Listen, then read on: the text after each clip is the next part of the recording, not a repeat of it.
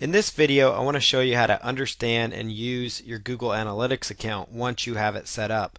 So first thing you need to do is make sure you're logged into your Analytics account, and also make sure you followed the steps in the previous video to get your code onto your website. You can either do it via WordPress plugin, through the footer section of your WordPress site, through the editor, or you can do it, the other option is, if you have an HTML site, you can do it at the footer of each and every one of those pages using Composer or a standard HTML editor.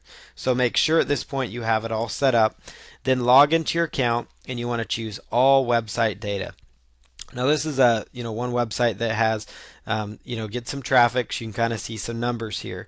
So the first thing you're looking at when you log in here, typically by default, it will let you know the last 30 days, the previous 30 days traffic, so you understand what traffic is coming in each day. So for example, on Monday, January 14th of 2013, this website had 228 visitors.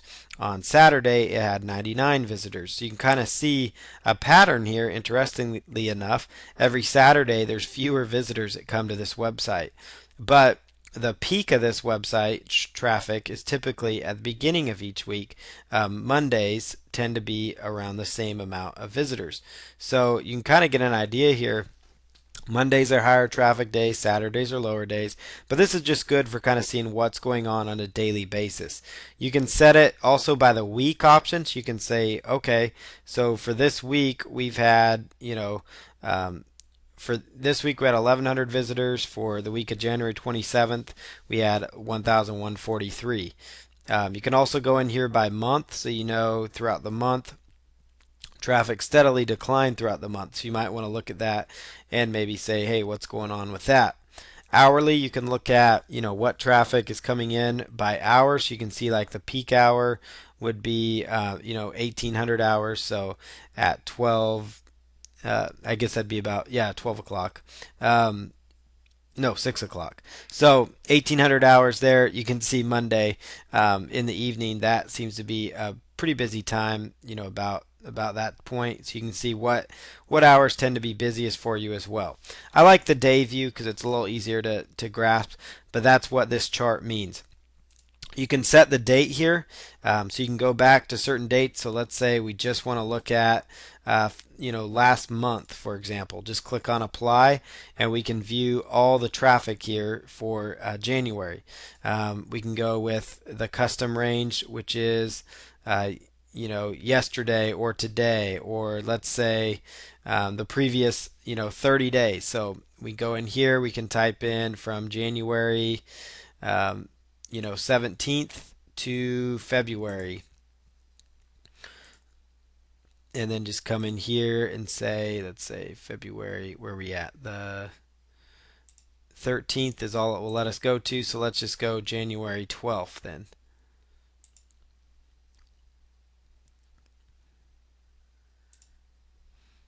And then click on apply, and then that'll show you the previous 30 some days of traffic. So you can see 5,245 visitors, unique visitors 4,420. So there is a difference between these two. A unique visitors, it's the number of unduplicated people, as it says.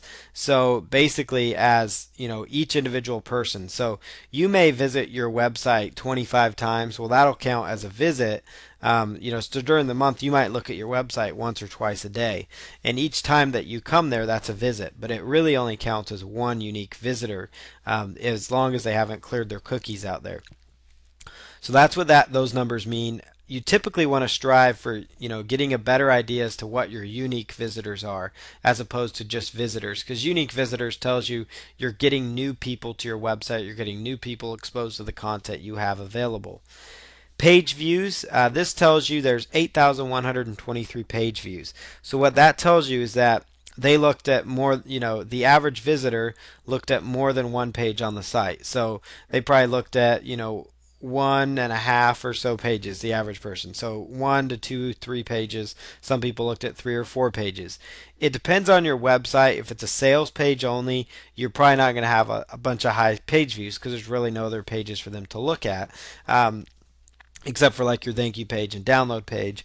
But if you're dealing on a blog website with lots of content, you might see your page views as 4 to 5 times what your visitors are. So just keep that in mind. It could vary by page. The average pages per visit, that's what that means. So they look at 1.5. Average visitor duration, 1 minute and 22 seconds. So that means the average visitor that looks at the website, is actually only there, on average 1 minute and 22 seconds. So that gives you an idea. That's not a bad average visitor duration because that gives them enough time to actually see what's on your site. Bounce rate, 75.39. A bounce rate means they leave your website from the same page they entered. And you can set bounce rate to a specific time, but typically it's within 30 seconds. So bounce rate tells you if that number is high, which it is on this site, it would tell you either one of two things. You need to have better content, or you need to have a better looking website that might draw them in. Maybe you need a little more content so they aren't bouncing off there so much. And then the percentage of new visitors tells you how many new visitors you have. The other data you get is which language they're speaking. So you've got English Great Britain, English United States, French, Chinese. So these are different countries people are coming from. Browser, you can actually narrow down by the country and territory by just clicking on the demographics. You can actually see United States, India, United Kingdom, Germany, Netherlands. So you can see where the most of your traffic's coming from. You can also search by city. Interestingly enough, Hyderabad is the most visitors for this website. New Delhi, 83. New York, Paris. So that tells you where that is. System, you can see which browser they're on. Chrome, Firefox, Safari, Internet Explorer. So this is kind of surprising. For my particular website, the majority of my visitors are using the Google Chrome web browser. So that tells you kind of a little bit about my audience. This website in particular is about CSS, which is cascading style sheets and web design. So you can kind of see what kind of info these people are generally looking at. Service provider, you can see what service provider. Comcast is the most popular one. Everything from operating system, you can see there's more Windows than Mac users that look at this. Mobile, you can see iOS, so iPhone users frequented my site quite a bit. Android users, BlackBerry users. You can even go down to mobile service providers if they give that data. What size their screen resolution is, so you know how to resize your site. And these are all information. Some of it's more than you probably even really need to know. Really, you need to know your visitors, unique visitors. That's the most important part. Duration, bounce rate. Those are really important things. And Google does a good job of giving you charts and info on that. Next thing is on the left hand side here, you've got some different data. You've got real-time traffic stats. So right now there's one person on the website and you can see kind of where they are from. And this works good if you're doing like a product launch. You can really see what's going on, how people are engaged with your content. Traffic sources, you can choose. They came in organically through Google, so they came in from a page. The page they're looking at is they're looking at this article, PSD to CSS. So I know exactly which article they landed on within my website.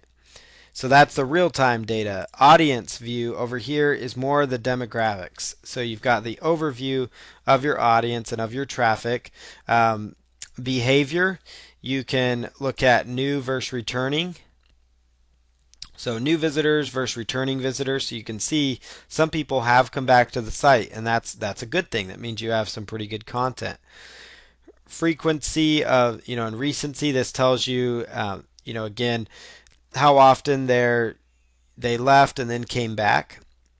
Engagement, kind of how people are viewing your website. This data right here is really telling as to what you need to do to improve your content. So right here, 4,055 of these visitors stayed less within 10 seconds and left. So that tells me I really need to work on improving the look of this website in particular, just for that very reason. So I need to create a website that's going to get people to stick. And so that's found under audience and engagement. That's a really important thing to really look at. That tells me right there it's pretty terrible. This is the website I'm talking about. That's, we're looking at this traffic on it. CSS How To. It's just a real basic website. It teaches people about CSS tutorials. So you can see there's not a lot going on in this site, but we need to figure out a way to get them to want to stay a little bit longer. Technology. We've got here the browser and operating system that was used. Visitors flow. This tells you how they navigated through your website. What kinds of things they looked at and landed on. So right here, a lot of the people came through to this PSD to CSS part 1, and then they move on to part number 2 here, and they dropped off after this, and then the second they went on to part 3 and 4. So you can kind of see how they're navigating your site, see if you need to improve things. Traffic sources tells you where your traffic's coming from, and that is, if you look at the overview here, you can see search traffic, you can see referral traffic, and direct traffic, which means they just typed it in. Referral traffic is links from other websites, and then search traffic again is people typing in keyword phrases. So you can see here people are typing in various keyword phrases like PSD to CSS, CSS calendar, calendar CSS, and those types of information. If you click here to view full report, you can actually get a better idea as to all the different keywords people found you for. So PSD to CSS, CSS calendar, calendar CSS, CSS from PSD. So like Photoshop, that's where your keywords are. There's 1 of 10 of 532, and this data works really well for you just because you can tell which pages are actually getting people interested in, and you could say hey, maybe if I can get this page, this keyword to rank higher because I'm getting some traffic, and let's say I'm sitting on page 2 or 3 of Google, then maybe you could put some more effort into ranking for that phrase because you might potentially be able to receive more organic traffic. So I really like looking at under traffic to really get an idea as to what's going on. There's also the social tab right here that gives you an idea of social, and that's found on the left hand side under traffic sources. The social relationship tells you a little bit. I mean, you're getting some finds from Yahoo Answers, Stack Overflow, Blogger, Stumble Upon, Facebook, a little bit of traffic, Pinterest. So you can see which social channels are getting you traffic and which aren't. So, I would recommend maybe looking at how you can increase the social engagement. Visits via social referral is 89. And I will say you want to look at that only because Google puts a lot of weight on social traffic now, so that's an important number to look at. That means you need to do a better job of having more amounts of volume of your traffic to be searched or referred from social sources, so you can really increase your traffic overall. So in a nutshell, that's how you use Google Analytics. You can go back here to the dashboard here and get an idea as to what's going on, with your site, unique visitors. Anytime up here at the top, you can go back to the default page that you land on. This tells you unique visitors, new visitors, unique visitors, everything that you might want to know about what's going on with your site as well. So if you come in here to google.com/analytics, browse through this information. You can even track conversions on there if you have it.